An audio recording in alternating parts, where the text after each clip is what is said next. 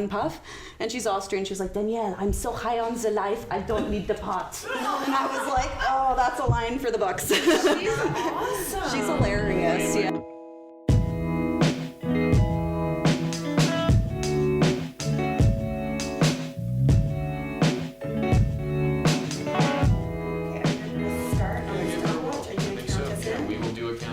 So in 3, 2, and 1, we are live, but we're not live, don't worry, we are just recording.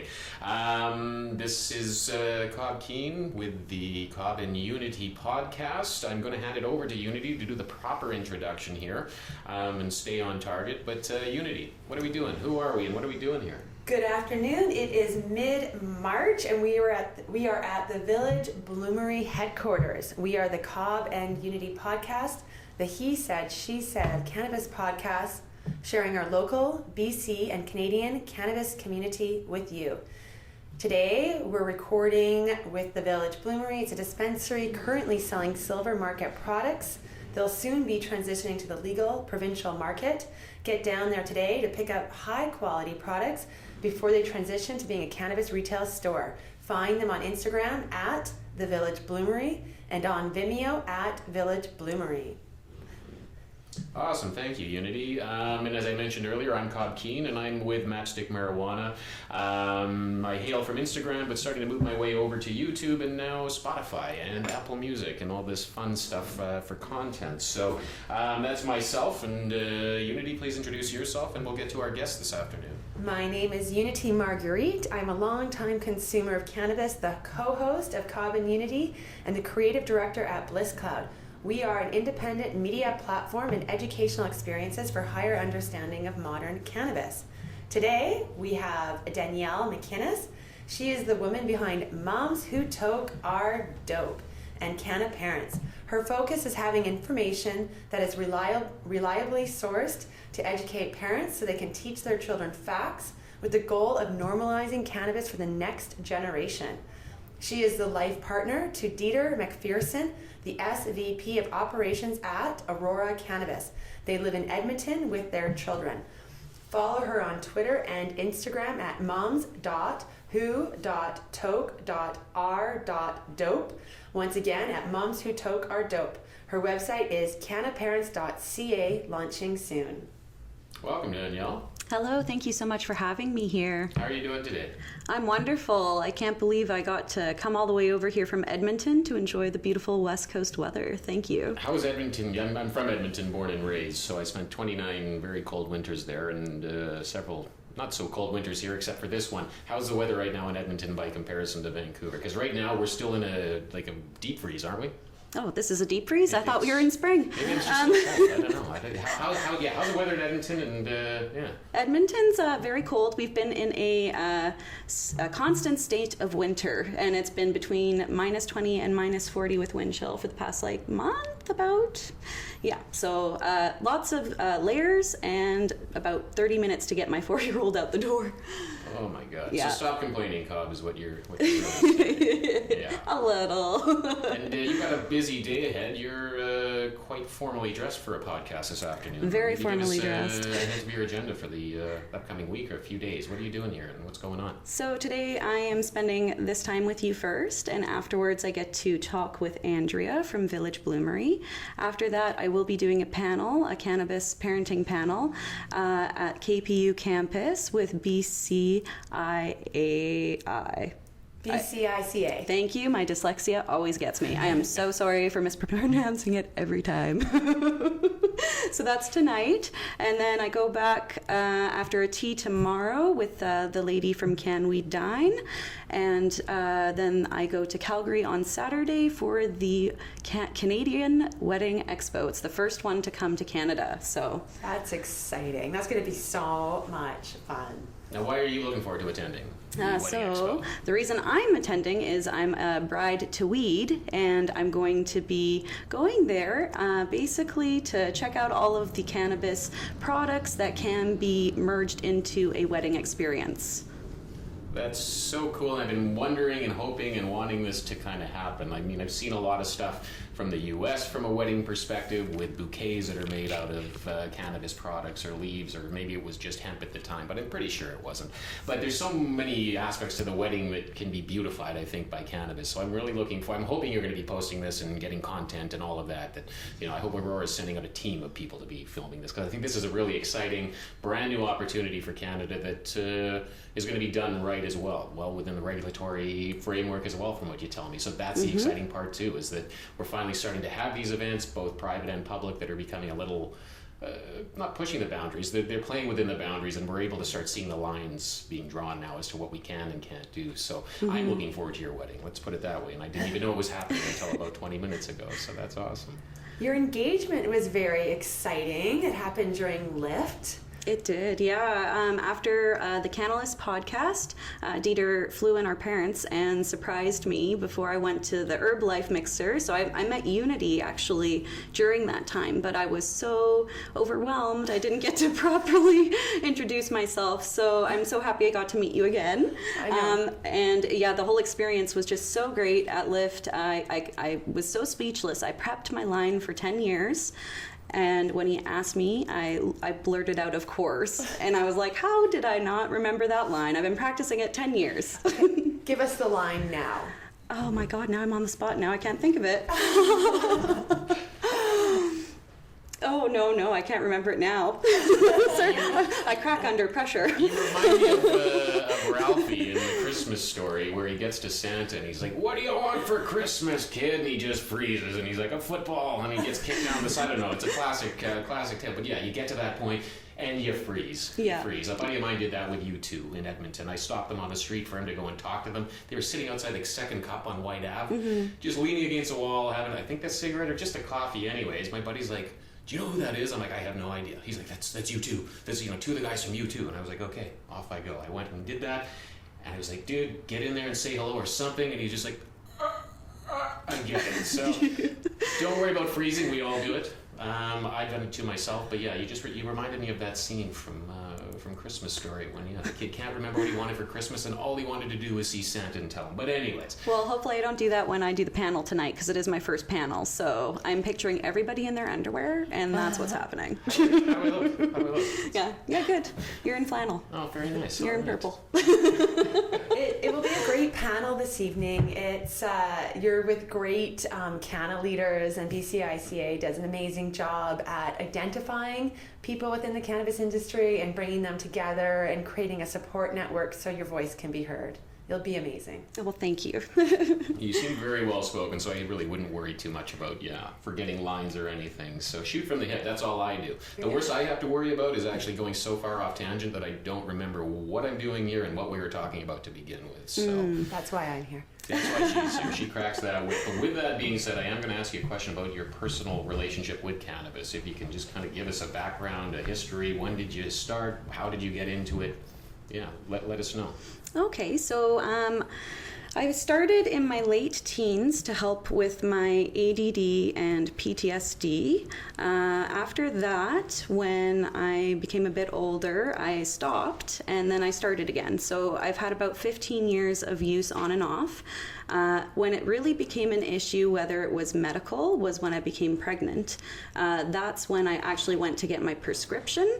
I probably could have gotten it the whole time, but I didn't see the need until I became a mother to actually get my medical prescription.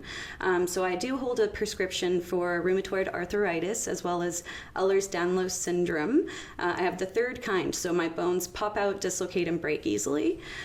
So it gets hard when, say, my ankle pops out and I have a play date to go to, and I just go about my day normal as can be, and I'm limping around, and some parents will be like, hey, what's wrong? And I'm like, oh, I just dislocated my foot this morning, and they're always in shock and just in awe, and they're like, how do you do it with being a mom and living in pain? And that's when I'm always bringing up my cannabis use. So it's a great way for me to not justify my use, but to let other parents see the purpose behind my use. To educate. And what is their response when you share that you use cannabis for pain management? Usually if I tell them before that it's not for pain management and I just say I have a medical prescription, the response can go either way. It can be positive or not so positive. Once I bring out the fact that I am a medical user, it's always a positive response. Now, the only time I really deal with stigma is online, and I feel like that's because people don't have a face, or they don't see me as a person, they just see me as someone on social media, so it's always easier to attack then. But I've never really had an issue with stigma in personal meetings usually. That's crazy. Yeah, I say that's crazy simply because I'm not a parent myself, and I would assume that, like, are you vocal with other parents? Like, you're standing there waiting for the kids to come out of school, whatever it is parents do these days where they gather. Do you feel you have to at all be cautious about your usage as a patient? Do you feel that you're still being stigmatized and you have to be careful, or are you celebrating the fact and trying to educate in the same right? Because it must be a real kind of touch and go in some cases. You don't want parents obviously having the wrong idea about you and your children or your family, but at the same time too, you want to stand behind and advocate for cannabis as well. So how do you play with that? Because that's a really, I would think in my mind it's a touchy gray area kind of thing, but it seems that you're navigating it just fine. So let me know how I can tell others how to navigate, because I have a sister in Edmonton actually that needs a little bit of retooling on that. So sorry, Andrea, but you do. So I found, sorry, what was the question again? Yeah, see, this is what I was talking about. I had it, and then I lost it when you're like, yeah, Andrea, and I was like, no. Sorry, in my tangents, it was really kind of framing it around, are you always equally as celebratory and the advocacy around it, or are there some times where it's like, maybe I shouldn't be that voice for this right now? Okay, so before prohibition times, I was a little bit more careful and I didn't always talk about it. I was more careful with who I told about my use. After legalized, even though I did have a prescription, it was just, I lost friends. I was kicked out of mom groups. I brought up once on a mom group when I moved to Edmonton. I was like, I'm new to Alberta. I'm from BC. In BC, I don't have an issue telling people about my medical use, but I've had some run-ins where people aren't comfortable with that here. How can I approach you as a parent and bring this subject up without offending anyone? And I got kicked out. Wow. And yeah, that was right after legalization too. So yeah. How do they, when they kicked you out, how do they have that dialogue with you? What did they say? Oh, they didn't say anything. I just checked my post and I couldn't check it anymore. And then I tried to, talk to the moderator of the group, and she ended up getting involved, and it was one person in particular, and then she ended up getting kicked out of the group. And then they brought me back in. So it was an interesting scenario. Since then, I am completely open now because I feel I have a strong voice and I can talk to parents. So when I'm picking up my kid, everybody at my preschool, including the teachers, know what I do with Canna Parents. I'm very open. I'm there if they need the help navigating anything. So I have a lot of people reaching out to me, and that's one of the main reasons I started Canna Parents, was because I just don't have the span or energy to help all these people that clearly need the education. Well, tell us about Canna Parents. You're in the process of launching it. You have a landing page right now. And what are your goals with it? What do you want to achieve? Oh, I have so many goals with it, but my main goal and the main thing I want to achieve is basically to use radical truth with your kids now, so that you're giving them the true facts about cannabis, so that we can shift and change the dynamic in our future, so that in 10, 20 years there's no more stigma. I love it. Yeah. I think it's a valuable point, because right now the government's biggest concern is children and keeping out of the hands of youth. But there also seems to be a real stigma around having cannabis around children, which is kind of shocking, because people are permitted to drink in front of their children and to have alcohol in their homes that is not locked up or childproof. And yet with cannabis, it has to be childproof. And isn't there one province where people have to lock their cannabis up? I don't know if it's any province, but I just have a rule of thumb that no matter where you are, you just keep it locked up. And that goes with all of your products, not just the flower. You need to put away your THC and CBD bath bombs. My daughter loves bath bombs. If she got her hands on one of those, who knows, right? Nothing would happen, but she'd probably be giggly, but still, let's play it safe, right?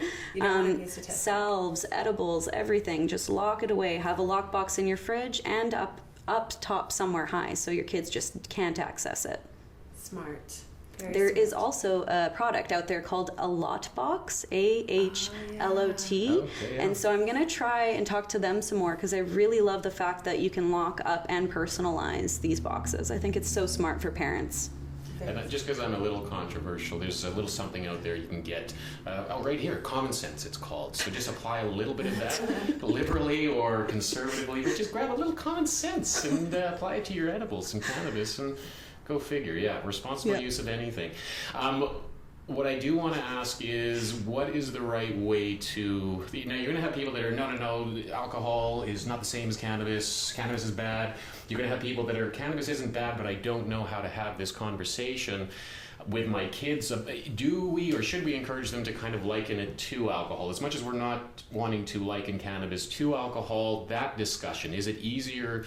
What is the easiest way to broach that discussion with your children and have them understand what you're talking about? Is it by saying, hey, there's alcohol and now there's cannabis? Or is it just cannabis and move forward with that direction? Can you shed some light on how to go about changing that parental view? I'll start with saying, with my daughter, we've always been truthful with her. So even when before she could talk, and before it was legal, I would just tell her that, daddy works with medicine and this medicine helps people like mommy. And that's been basically the story for 4 years. Now, when she gets older, then I'll bring in more aspects about how cannabis helps the economy and things like that. But I feel like there is a different talk you should have with different age groups, and there's nothing really set in place by the government. There's no real education sources. They used to have a program called DARE that ended in 2014 in Edmonton,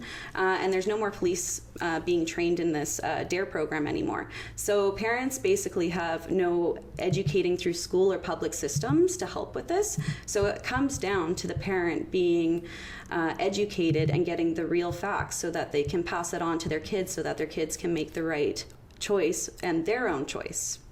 Very true. And I am blanking, but there was not a book, like a pamphlet book put out by Dr. Jenna worked on it. Oh.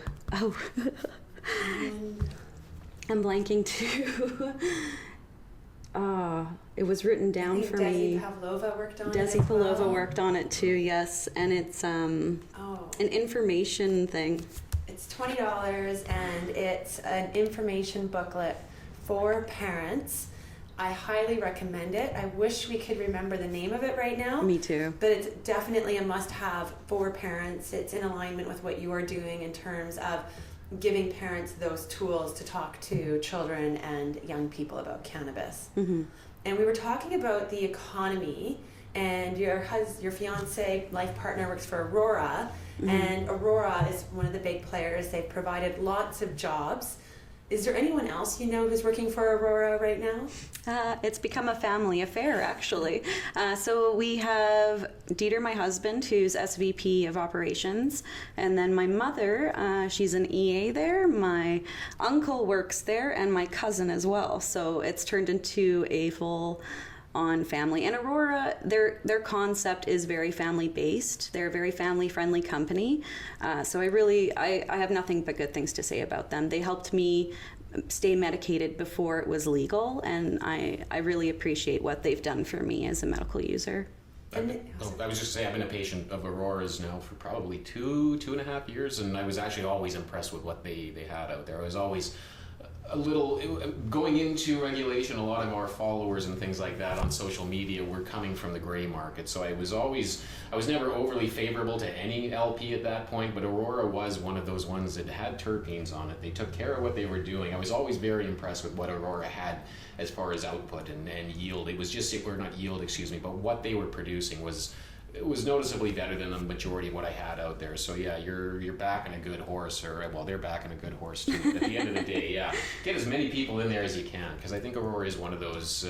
It is one of those ones that are they're going to have lasting power, obviously, but they are doing something right from a scalability perspective. Because what is coming out of there, or what was anyways, the last time I ordered, was still by and large a lot better quality than what was regularly available. So 2 thumbs up to you guys over there at Aurora. Thank you. And they also have very diverse hiring practices. Yes, That's my they do. impression. And that's something I really, really appreciate with Aurora as well, is the diversity of people working for them. Me as well. It's good to have a good cultural background and to have voices from everywhere. That way you can have an opinion on everything and really look outside the box. And I feel like that's what has made them become such a big global player, is having all these great different diverse opinions. Do you have any favorite strains? My Are you allowed favorite, to say that with Aurora? I don't know what the regulations are. my or favorite not, strains but, with Aurora are the Chem Dog Alien and the Sour Tangy. Yes. Top 2 by far. Yeah. Oh. Yeah. I used to really enjoy the Thor, but not as much anymore. For some reason, it's just not. I really like to switch up my cannabis. I feel like if I get stuck on one strain, my body gets used to it over time. I agree. Yeah. Yeah, so I like to switch it up. I usually stick with my high THC sativas, but it's not necessarily the best because I do suffer with mental health issues as well as anxiety. The reason I chose that one was to try and lose weight for the wedding. I'm not gonna lie. Racy. Worst decision ever. Don't base that ever off of what I'm doing, but I was looking specifically for THCV, which was the appetite suppressant. So, yeah. And something that we're working on here at the village is quantifying our high and using a dialogue and a language that instead of just saying I'm high or I'm stoned or I'm baked, using a dialogue and words which non-consumers can relate to, or new consumers, to support them in understanding the experiences that they're having. So the village uses the word linear and lateral, and it's fascinating. So do you have any language or words that you use to quantify your high when you're discussing it with other people? I usually use the terms lifted. I sometimes say I like to get lifted than gifted because I have a real creative outlet when I get lifted. So I do a lot of artwork. I paint. I make stained glass. So I'll go off and that's how I release at the end of the day. Other than that, I like to say I'm elevated. I try to stay away from those from certain terms as well, just because I feel like it does make the stigma worse overall. And if we're going to be changing that stigma, we should change the dialogue. Very true. What words do you use, Unity? Well, I'm really practicing. Like, it's not easy for me to quantify my high. It takes practice, and I do it when I'm with a group of canna people. We'll smoke something, and of course I'll be super high, and I'm wanting to create that dialogue with the person next to me where I'll discuss. It's easier for me to focus on something. Sometimes my eyes are darting more. I'll talk about the speed of my thoughts is something, because I also have anxiety. So I have my thoughts slowed down, and that's something that really helps me with my depression and anxiety. Because if I can slow my thoughts down, then I can manage what's happening. And that's what my pharmaceuticals did for me, is they just slowed my thinking down drastically. And so that's what I like to focus on. How about you, Cobb? It entirely depends on the setting and who I'm communicating to. Sometimes I swear, sometimes I don't. It's like one of those things. But amongst friends that I've been consuming cannabis with for 25 plus years, I come down to the basement, I call them stoners. Let's get high, guys. Let's do drugs, I'll even say. But I mean, that's amongst friends in a setting where people understand, or have that understanding, I guess, of what cannabis is, where we've all come from with it. I wouldn't sit down with a new group of naive users or naive consumers or patients. Say, hey, stoners, let's learn about weed, all right? It's the inappropriate way to be doing things. So I think this is a great topic, is really defining what the words that we're using, what do they mean? and how is the other person interpreting those words. And it's also, I think for myself, it really is being selective as to the setting I'm in. I'm comfortable using almost every part of the spectrum of the language for cannabis. It just depends on the setting, depends on who it is. I think it's okay to use all those old words still. It's just not okay to use them in certain settings. So again, that's kind of myself. I'm pretty Switzerland when it comes to not how to communicate what we're saying. I'm Switzerland. Where we're saying it, I'm not. So yeah, I really like the terminology linear. That to me describes being very focused. If I consume something and I am able to sit down for a couple of hours and focus on the content I'm creating, I want to know what cultivars create that experience for me. And then the lateral is when I am zigzagging more with what I'm doing or what's happening and my mind's being pulled away or I'm getting distracted. So I find that those are two really valuable words that I really want to work on integrating into my cannabis consumption experiences. Yeah, I like those words a lot. I'm just learning them right now. So I will. And also another big one is switching from strain to cultivar.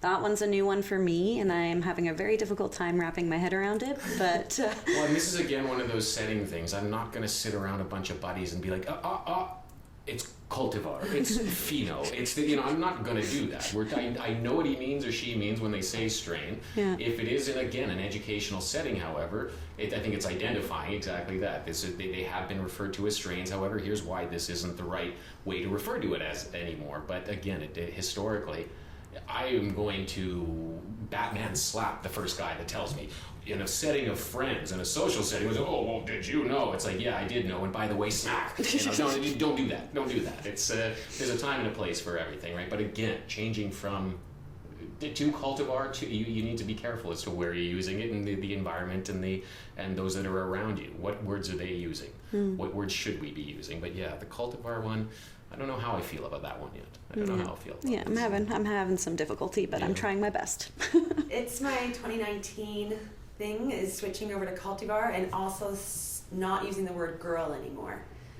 Because I use the word girl a lot. Oh, how are the girls doing? The girls and I are having a weekend.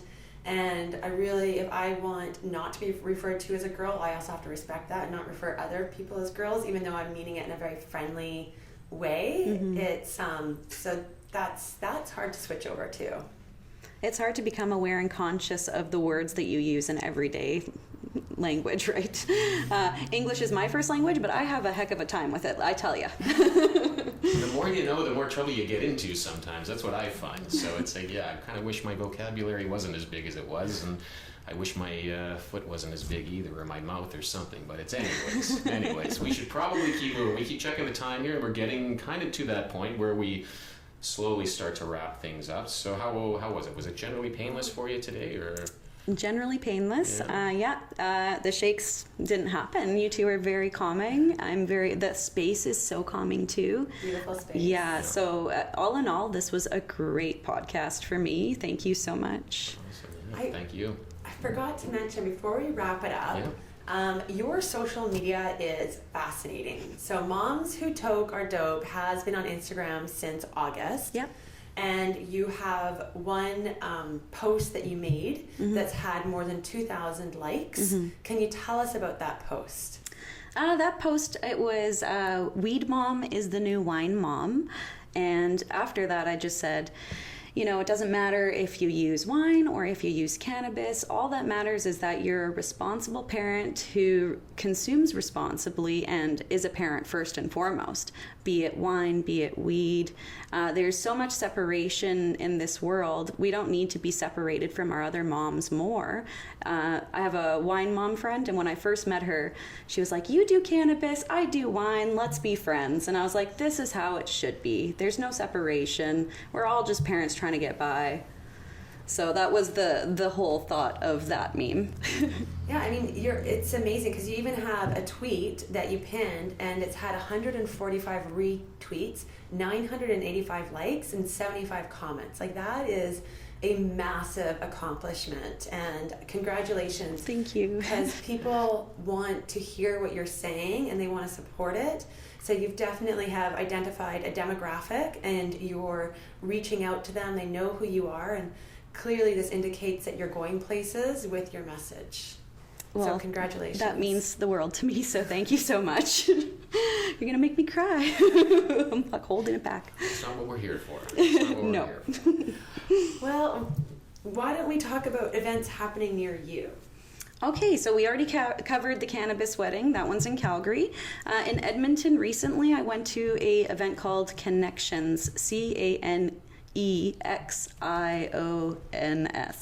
And it was absolutely great. I highly recommend it for people who need to network in the industry in Alberta. And there were some real big players at the one I went to last time. So that is probably, if you're starting in the industry and you want to work in cannabis, that's the one I recommend in Edmonton in Alberta. And is Elise, is she involved with the Connections? Elise is, yes. We call everybody by their Instagram handles. I call her Elise in real life. Like, we're friends. Me and Elise are friends. And with my English being so bad, some days I'm just like, Elise. And she's like, come on, you know better. And I'm like, oh, sorry. I finally saw her Instagram after you guys'. She was here this past weekend, was she not? So, Elise, follow back. Matchstick marijuana, please. Awesome. She's so fantastic. She's coming with me, actually, for the wedding expo, too. So, yeah, she is just the best, though. Now, you're attending, or is anybody with cannabis that you're aware of actually have a booth at the wedding? Fashionably High. Okay, and yeah. my Bud Vase are going to be there. Those are my two favorite Canadian producers of fancy feminine products right now. Absolutely, likewise. Fashionably High is amazing. Yeah. She has a new green and silver teacup set out, limited edition. Ooh. It will be featured in the St. Patty's Day collection I'm doing. Oh. So that's what I love about her, is that she's always releasing new colors, and that's really what fashion is. Like, fashion is very seasonable, and so she creates these colors every season. So it's really about collecting the products. Yep. So, she used to have the pink, and now she used to have the gray. So the idea is you have to keep purchasing her teacups and have a collection. And that's what my grandmother did. Like, she didn't have matching teacups. It's not the way to do it, and that's what I have. I have her pink one, her gray one, her green one. I literally have bought in every single one she's come out with, and I'm working with her so that she can actually supply the plates and the teacups for our wedding. Yes. Yeah, so she'll be working with us on the wedding. I want to come to your wedding. It's going to be a good wedding. Be It's a my good- type of wedding. Awesome. It'll be a good one, yeah. We've Usually- got friends doing monogrammed pre-rolls for us for free. Like, we've got some good hookups and connections. So awesome. Yeah, I will be paying Fashionably High though for her work. Thank you. Yeah, thank you for that too. Absolutely. As everyone It's, needs to be paying Fashionably High for her work. Yes. Yeah, she's done a phenomenal job. And with all the stuff that she has, the next thing she has to make now is a China hutch, and that pretty much will seal the deal. Because I don't have there we enough. go. Well, that, and she needs to build an addition onto my condo because I don't have enough room for more of her things in my home. I love her pieces, but yeah, I'm going to need something to display them in. So the Fashionably High China hutch maybe can operate as a humidor as well. That's, I get 10% of that, okay? That's a great idea, actually. A humidor and a China hutch. Anyways, I'll stop talking. Can I swear? I haven't sworn yet. You're allowed to swear. You know what? I'm going to try to not swear today. Okay. Yeah, but talking guff, I'll say. And her products are available at the Village Bloomery in Vancouver. Which I just went into, by the way, and it is outstanding. The books, the flower, everything there, just the whole experience from walking into the door to leaving was outstanding. I highly recommend everyone goes to check out the Village Bloomery. And remember, get in there fast before it goes legal. So community events happening this week in Vancouver. Cobb. Let me get my calendar open here. We should be looking right off of your computer. Now my code isn't working. So what are we doing this week? For this week, we have the Chronic Cinema. That's on March 16th. We promise that this will be out before March 16th, so you will get some value out of this Stoley Sisters. But put on by the High End Dinner Series with Owen's Oddities, and that's this weekend. And it's also St. Patty's Day this weekend, so be mindful of that. And the movie is Leprechaun, so I hope you like horrors. B-rate horrors from the late 80s, I think, mid-80s, I don't even know, because I'm only 25. Products by Sec is having their event as well on March 29th, and I'm really, really looking forward to that one. Yeah, they always throw up pretty kick-ass events, so... They throw, both those groups throw absolutely amazing events and parties. They've done several already. They've nailed it. They have it dialed in. And if you do want to go to cannabis events in Vancouver, go over to their Instagrams, Products by Sec, high-end dinner series, Stolby brand, Stolby Sisters, and follow them to be in the know. They're amazing, amazing women doing amazing things. Also happening this weekend is Can Weed Dine. So it's this Saturday, and it's Mary Jane Brunch Speakers Series featuring Barinda Rasodi, Ms. D, who is moving to Mexico next week, Jill Pollard, who was on our podcast last week, and myself. For tickets, go to Can We Dine on Instagram. And happening in April is the Ganja Goddess Gala. I love this because this event is going to be a dress-up, fancy Met Gala type experience. But the most critical thing that they're doing, which I haven't seen happen yet, is they're bridging the gap between the South Asian and cannabis communities in Vancouver. For tickets, go to the Ganja Goddess on Instagram. Another thing that they're bridging there as well is trying to work a little bit more with fashion and lifestyle bloggers and Instagrammers and whatnot. So if you have a friend or you are somebody in that genre, by all means do take a look, because it is an event that is going to speak to you guys as well, I think. Something that's going to bridge the gap a little bit between cannabis and other genres that are doing similar but very different things that we should be doing together. And someone said to me, I don't know who it was, but there was a lot of people in town this weekend, that Vancouver's really standing out as a city that is having a lot of cannabis events. And I really love this about Vancouver is that BC lived in Victoria for 10 years, so it's the same thing over there, I'm sure. There is a culture of cannabis people that exist here, and with legalization, they're really driving forth this idea of opening up this culture and this experience for as many people as possible. So congratulations to all of these people working so hard to bring these events to fruition. Yeah, I'll second that. I third that. I'm just so happy to be coming to Vancouver for these events. It's an excuse to be warm. To be warm. Is it warm out there? It's warm. I guess my feet aren't frozen warm today, so chances are, the temperature's up a little bit. I think I'm just being pessimistic. I'm wearing like open-toed shoes here. I'm good. You ladies, it's like insane. Skirts are basically shorts with like drafts, and you guys wear those all the time. And it just scares me to see everybody wearing such. And then there's the men that wear the shorts around here in the middle of winter. It's too much for me. I need to be in Mexico right now. But I think we got to do the shameless plugs. I'm talking a whole lot of guff here, so just going off sideways. Unity, do you want to do some shameless plugs? Or you want me to go first? I love it when you go first, but right. I can do it. Okay, well, no, if you love it when I go first, then let me get in your good books. It's because you're the best at shameless plugs. All right, well, thank you very much. That is like, I'll time you. Go run and grab me something from the kitchen. It's very patronizing. Thank you. I'm just kidding. No, you're so good at it. I'm teasing. Okay, and I'm also Cobb Keen. I hail from Instagram at Matchstick Marijuana. I am now on YouTube at Matchstick Marijuana there as well. On Twitter, very, very sparsely, but I am at Matchstick Fire there. If you were following my old account, I just deleted it this past week, so I only had 40 followers, and I'm back down to 12 now. So hey, get on there and give us a follow. Beyond that, you're on Reddit too. I'm also, don't go on Reddit. That's not the best example of who I am. I tend to knock a few skulls when I'm on there, but if you're not a complete I almost swore there. If you're not a complete moron and making unfounded statements and basically misleading consumers, chances are I'm not going to get up your buttocks. So, man, it's hard to not swear when I rant. You're just laughing at me over there. You're watching me sweat here. Okay, so anyways, I am on Reddit. Play safe on there, kids. It's not the safest environment, but yes, I am on Reddit. There was one other thing I was going to mention. The Matchstick Medical side, still developing that, but trying to create a little bit more of a liaison between medical professionals and our licensed producers that are contributing to the medical side of things. Some are purely recreational, but those that are medically focused, I'm doing my best to create groups of physicians where you guys can come and bring your researchers, your data, your chemists, your terpene experts, your community engagement managers in front of these folks in a dinner setting. So we will figure that out as we go, but maybe something I'll chat with Danielle about afterwards here. But anyways, that's kind of what is on my plate these days. Unity. Have at her. I am the co-founder and creative director of Bliss Cloud. We are normalizing consumption with higher understanding of modern cannabis. Sign up to our email list to be in the know. Join me on YouTube for compliant discussions on cannabis. Learn about the cultivars and leading brands bringing quality cannabis to market. Join me on Instagram for the latest fashion trends in cannabis. And find my collections on Herb Life and Georgia Straight. And we've had a special guest just off on the side here. So, Andrew, I am going to ask if there is any shameless plug that you would like to throw at us.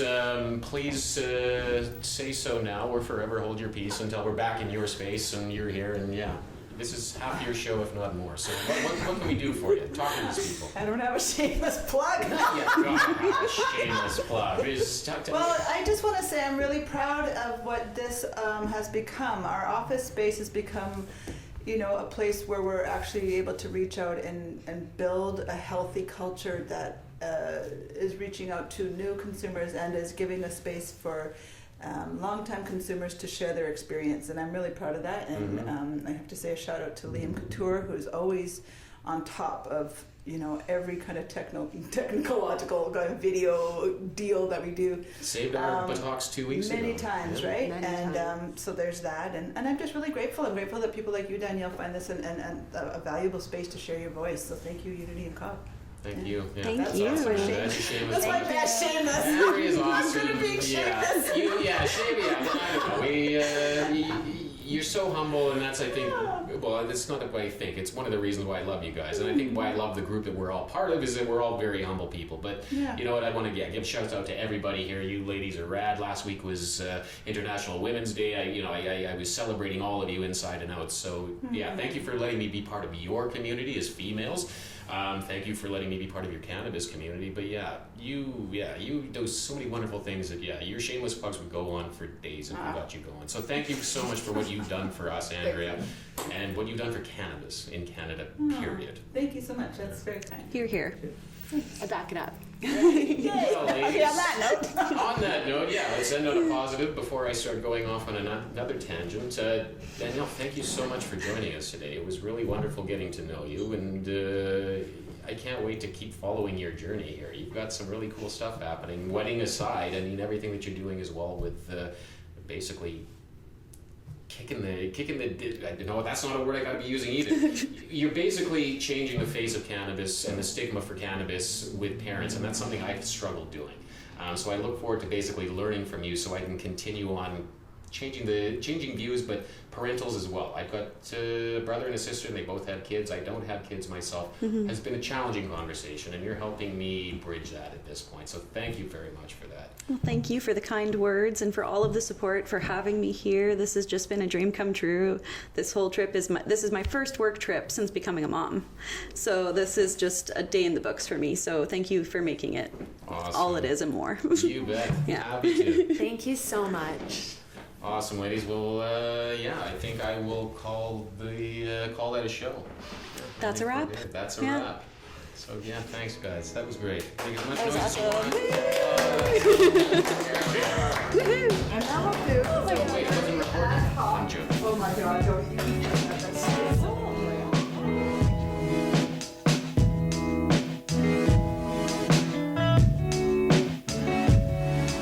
I like the bouncy blue balls.